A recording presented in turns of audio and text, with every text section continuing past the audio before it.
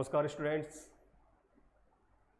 पिछली क्लास में हमने अनुशासन की बात की थी और अनुशासन के अंतर्गत हमने उसका अर्थ और प्रकार पढ़े थे कि अनुशासन 4 प्रकार का था और 4 प्रकारों में हमने पहला प्राकृतिक, जिसमें हम बात कर रहे थे कि प्राकृतिक अनुशासन के आधार पर बच्चों को स्वतंत्र छोड़ दिया जाता है, जिससे बच्चा धीरे धीरे करके अनुशासन में रहना सीख जाता है।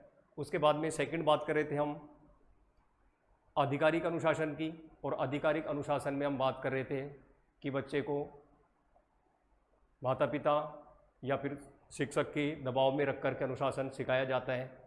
तीसरी बात कर रहे थे हम व्यक्तिगत अनुशासन की, जिसमें हम कह रहे थे कि इसमें बच्चे को शामिल नहीं किया जाता और जो किशोरावस्था है उसके बाद के जो है बालक हैं या व्यक्ति हैं वो इस अनुशासन को फॉलो करते हैं। क्यों? क्योंकि कुछ उम्र के बाद में बालक या व्यक्ति में अच्छे या बुरे, नैतिक या अनैतिक को समझने की समझ आ जाती है। तो जब अच्छे और बुरे में अंतर करने लग जाता है वो, तो स्वतः ही वो अनुशासन में रहना सीख जाता है। इसलिए व्यक्तिगत अनुशासन बच्चों पर लागू नहीं होकर के जो बड़े हैं उन पर लागू होता है। और चौथा जो अनुशासन हमने पढ़ा था वो था सामाजिक अनुशासन। और सामाजिक अनुशासन को बनाए रखने के लिए हमें मतलब जो सामाजिक नियम होते हैं या समाज के जो आदर्श होते हैं उन नियमों को और आदर्शों को हमें फॉलो करना पड़ता है। और जैसे जैसे हम नियमों को और आदर्शों के अनुसार कार्य करते हैं तो स्वतः ही अनुशासन बना रहता है। तो ये तो इसके 4 प्रकार थे, यानी कि अनुशासन के प्रकारों की व्याख्या आपको बतानी है। अब इसके बाद में हम बात कर रहे थे अनुशासन के सिद्धांतों की, कि अनुशासन के सिद्धांत क्या होते हैं, कौन कौन से सिद्धांत हैं। तो आज से हम क्लास में अनुशासन के सिद्धांतों की बात करेंगे, लेकिन उससे पहले मैं आपसे कहना चाहूँगा कि जैसे पिछली क्लास में ही मैंने आपको पढ़ाया था, तो पढ़ाने के बाद मैंने आपसे पूछा था कि आपको कुछ समझ में आया या नहीं आया, आप इसमें कुछ चेंज चाहते हैं या कुछ और भी बात हो। तो किसी बच्चे ने, कुछ बच्चों ने ज़रूर मेरे से कहा था कि सर ठीक है। अब ये मेरे को पता नहीं सही था या ऐसे ही बोल दिया, लेकिन मैं चाहता हूँ कि आप लोग बताइए कि अगर टॉपिक में आपको कोई समस्या आ रही है तो कोई दिक्कत नहीं, हम वापस से पढ़ेंगे। क्यों? क्योंकि नेक्स्ट टाइम आपका जो सिलेबस है, जैसे जैसे दिन निकलते जा रहे हैं सिलेबस भी आपका कम होता जा रहा है। और एग्ज़ाम तो फाइनल में तो एग्ज़ाम होंगे, क्योंकि अभी आपका जो 3rd ईयर में तो कोई एग्ज़ाम नहीं होगा, लेकिन जो फाइनल के जो एग्ज़ाम होंगे वो डायरेक्ट आपके एजुकेशन के पेपर के होंगे, यानी कि 5 एग्ज़ाम तो आपको देने ही है। और इन 5 एग्ज़ाम में आप जो प्रॉपर बीएड वाला जो सिस्टम होता है, इसी में आप सीखेंगे कि एक शिक्षक को क्या क्या करना चाहिए, किस प्रकार से बालकों को पढ़ाना चाहिए या हैंडल करना चाहिए, वो सारी चीज़ें आपको इस साल सिखाई जाएंगी। अगर आपकी नेक्स्ट टाइम ऊपर वाले से दुआ करें कि कॉलेज खुलें और आप कॉलेज आएँ तो कुछ यहाँ बैठ करके हम सीखें, लेकिन अगर कॉलेज नहीं खुल पाते हैं तो फिर आपको इसी प्रकार ऑनलाइन क्लास से ही कुछ सीखना है। तो आज हम बात करेंगे अनुशासन के सिद्धांतों की। तो अनुशासन के सिद्धांतों की जब भी बात आएगी एग्जाम में आपसे पूछा जाएगा अनुशासन के सिद्धांतों की सविस्तार व्याख्या कीजिए। तो अनुशासन के सिद्धांतों की जब व्याख्या करेंगे तो यहाँ पे स्टार्ट करते हैं। अनुशासन के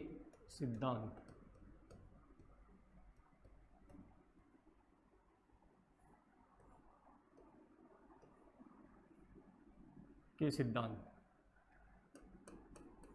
आपको 3 प्रकार के अनुशासन के सिद्धांत ध्यान रखने हैं, यानी कि अनुशासन के 3 सिद्धांत होते हैं। और ये जो सिद्धांत दिए, ये दिए नॉर्मन और एडम्स।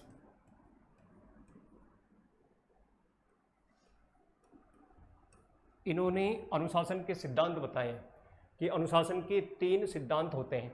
तो आज हम इन तीनों सिद्धांतों की चर्चा करेंगे, कौन कौन से सिद्धांत हैं और उनकी क्या क्या मान्यताएं हैं। तो सबसे पहले हम बात करते हैं नंबर 1, दमनात्मक सिद्धांत।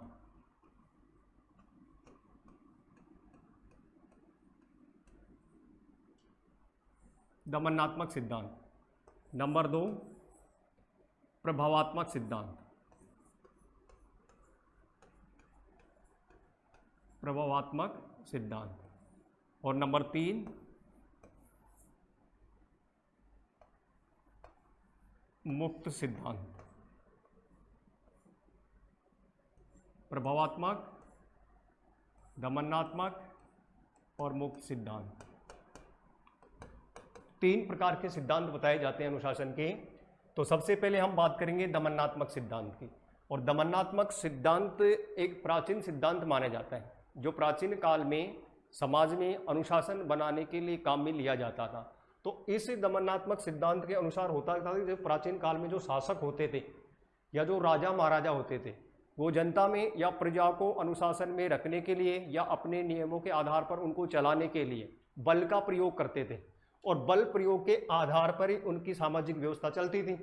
तो उसी आधार पर फिर क्या हुआ कि जैसे जैसे शिक्षा का स्वरूप आया और शिक्षा बालकों को दी जाने लगी, तो उसमें शिक्षकों ने भी यही काम किया कि जिस प्रकार से एक राजा या शासक अपनी प्रजा को अनुशासन में रखने के लिए बल का प्रयोग करता है, उसी प्रकार से शिक्षक भी बच्चों को अनुशासन में रखने के लिए बल प्रयोग करने लग गए, यानी कि बच्चों का दमन करने लग गए, बच्चों को दबाने लग गए। तो इस जो सिद्धांत के जो मानने वाले हैं उनका ये मानना है कि इसमें बालकों को शारीरिक और मानसिक दंड दिया जाता है, और जब बालकों को शारीरिक और मानसिक दंड दिया जाएगा तभी बालक अनुशासन में रहेगा, और अगर बच्चों को दंड नहीं दिया जाएगा तो बच्चा कभी भी अनुशासन नहीं सीखेगा। तो ये दमन के आधार पर अनुशासन की बात करते हैं कि अगर आपको समाज में या विद्यालय में या किसी भी संस्था में अनुशासन बनाए रखना है तो आपको उनको दंड के आधार पर ही अनुशासन सिखा सकते हैं। सेकंड बात करते हैं कि इसके बाद में इसकी आलोचना कि बाद में जब ये दमनात्मक जो सिद्धांत दिया रहे, इन्होंने कहा कि दंड के आधार पर अनुशासन बनता है, तो इसकी आलोचना कर दी गई। और आलोचना में कहा गया कि ये सही नहीं है कि एक विद्यालय में या बच्चों को अनुशासन सिखाने के लिए दमनात्मक या दंड वाली जो व्यवस्था है ये सही नहीं है। क्यों सही नहीं है? कि अगर आप बालकों को दंड के आधार पर अनुशासन में रहना सिखाते हैं तो इससे क्या होता है कि बच्चे की जो मूल प्रवृत्तियां हैं वो ठीक प्रकार से विकसित नहीं हो पाती हैं, क्योंकि बहुत सारी चीज़ें ऐसी होती हैं जो बच्चा जानना चाहता है लेकिन किसके डर से? दंड के डर से, कि हो सकता है कि मैं कोई बात पूछूं और सर को गलत लग जाए, मेरे को दंड दिया जाए। तो उस दंड से बचने के लिए बच्चा अपनी भावनाओं को दबा लेता है, और जब बालक की भावनाओं का दमन हो जाता है तो ऐसी स्थिति में कभी भी बालक का सर्वांगीण विकास नहीं हो सकता है। इसलिए कुछ विद्वानों ने दमनात्मक सिद्धांत की आलोचना कर दी, क्योंकि एक शिक्षक और विद्यार्थी के जो संबंध होते हैं वो एक प्रेम और सहानुभूति के होने चाहिए। अगर बच्चे में और शिक्षक में आपस में प्रेम नहीं है, सहानुभूति नहीं है, तो फिर बालक का कभी भी विकास नहीं होगा। सेकंड बात करते हैं हम प्रभावात्मक सिद्धांत की। और प्रभावात्मक सिद्धांत के जो समर्थक हैं इनका ये मानना है कि शिक्षक इतना प्रभावी होना चाहिए कि बच्चे उसको देख करके अनुशासन में रहना सीख जाएं, कि शिक्षक जैसा करेगा वैसा ही बालक भी करने लग जाता है। अगर शिक्षक उसे मतलब सिखाने में या बालक को किसी भी समस्या को समझाने में, शिक्षक उनमें रुचि पैदा करने में अपनी भूमिका निभाता है, या शिक्षक के प्रभाव के कारण कि सर अच्छा पढ़ाते हैं या अच्छा समझाते हैं, तो उस प्रभाव से प्रभावित होकर के बालक स्वयं ही शिक्षक की तरह क्रिया करने लग जाता है। तो ऐसी स्थिति में वो स्वतः ही अनुशासन में आ जाता है। यानी कि शिक्षक का प्रभाव या शिक्षक का जो व्यक्तित्व होता है वो इस सिद्धांत की मूल को भी मानी जाती है। यानी कि इस सिद्धांत की जो मूल बात है वो है शिक्षक का प्रभाव, कि अगर बच्चों पर शिक्षक का प्रभाव है तो बच्चा स्वतः ही शिक्षक की तरह कार्य करने लग जाएगा, और जब शिक्षक की तरह कार्य करेगा तो नो डाउट बच्चा अनुशासन में रहना भी सीख जाएगा। लेकिन बाद में इस सिद्धांत की भी आपको बहुत सारे विद्वानों ने आलोचना की। इसमें क्या है? शिक्षक का प्रभाव, यानी कि अगर शिक्षक बच्चों को प्रभावित करता है अपने शिक्षण कार्य से तो बच्चा स्वतः ही अनुशासन में रहना सीख जाता है। तो शिक्षक का प्रभाव बच्चों पर होना चाहिए। अगर शिक्षक का प्रभाव बच्चों पर है तो बच्चा स्वतः ही अनुशासन में रहेगा, गलतियां नहीं करेगा। लेकिन इसकी भी बाद में आलोचना कर दी गई, और आलोचना में कहा गया, आलोचना जैसे दमनात्मक सिद्धांत में क्या था? सबसे महत्वपूर्ण दंड है कि दंड के आधार पर अनुशासन बनाया जाएगा। आलोचना में आप लिखेंगे कि शिक्षक यानी कि अध्यापक और छात्र के संबंध प्रेम या सहानुभूति के आधार पर होते हैं। सहानुभूति के आधार पर होते हैं। अगर प्रेम और सहानुभूति नहीं है तो बच्चा अनुशासन में नहीं रहेगा। इसमें बात करते हैं प्रभावात्मक, यानी कि शिक्षा का अगर प्रभावी है, उसका शिक्षण प्रभावी है, तो बच्चा स्वतः ही अनुशासन में रहेगा, सीखेगा। यानी कि इस सिद्धांत पर हम आदर्शवादियों का अधिक महत्व मानते हैं कि आदर्शवादी जो है वो इसको ज़्यादा महत्व देते हैं और उनके आधार पर कहते हैं कि शिक्षक का प्रभावी होना जरूरी है। लेकिन बाद में कुछ विद्वान ये कहते हैं, इसकी आलोचना कर देते हैं कि वर्तमान में कोई भी शिक्षक क्या है, अपने आप में पूर्ण नहीं होता है। यानी कि शिक्षक में जहाँ आज हम करते हैं कि कोई भी जॉब है, उसमें बहुत सारे लोग क्या करते हैं कि बिना सीखे ही प्रशिक्षण देने स्टार्ट कर देते हैं। जैसे आप लोग बीएड कर रहे हैं और बीएड में कुछ ऐसे भी हैं जो डायरेक्ट एग्जाम देने आते हैं, सीखते कुछ नहीं है, सिर्फ सीरीज किताबें पढ़ करके पास हो जाते हैं। तो ऐसी स्थिति में सीरीज किताबें पढ़ करके सिर्फ पास होना हमारा उद्देश्य रह गया, और जब पास होना उद्देश्य हो गया तो हम वैसे ही प्रभावी नहीं रहेंगे, और जब हम खुद प्रभावी नहीं है तो बच्चों को कैसे प्रभावित कर सकते हैं, और जब बच्चा प्रभावित नहीं होगा तो बच्चे में अनुशासन भी कैसे पैदा होगा। इसलिए इसकी आलोचना इसी आधार पर की जाती है कि शिक्षक भी अपने आप में क्या है, पूर्ण रूप से सही नहीं है, यानी कि शिक्षक को भी पूर्ण ज्ञान नहीं है, तो ऐसे आधार पर हम इसको सही नहीं मान सकते हैं। उसके बाद में नंबर 3 पे हम आज बात करेंगे मुक्त सिद्धांत की। और मुक्त सिद्धांत में कहा जाता है कि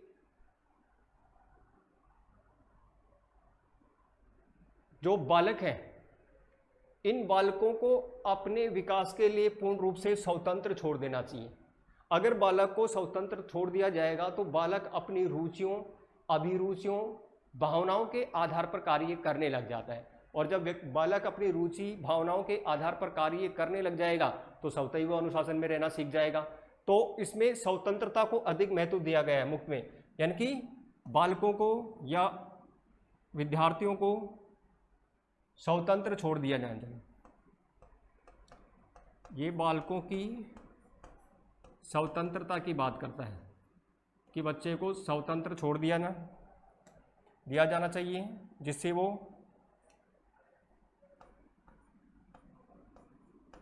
स्वतंत्र छोड़ देना चाहिए, जिससे बालक अपने विचारों के आधार पर, अपनी भावनाओं के आधार पर, अपनी मनोवृत्तियों के आधार पर अपना विकास कर सके और अनुशासन में रह सके। उसके बाद में इसकी भी कुछ विद्वान आलोचना करते हैं और कहते हैं कि ये जो बच्चों की स्वतंत्रता की बात करता है मुक्त सिद्धांत, यानी कि इसमें आपको ध्यान रखना है कि इसमें ये मुक्त सिद्धांत के जो समर्थक हैं वो एक तो है रूसो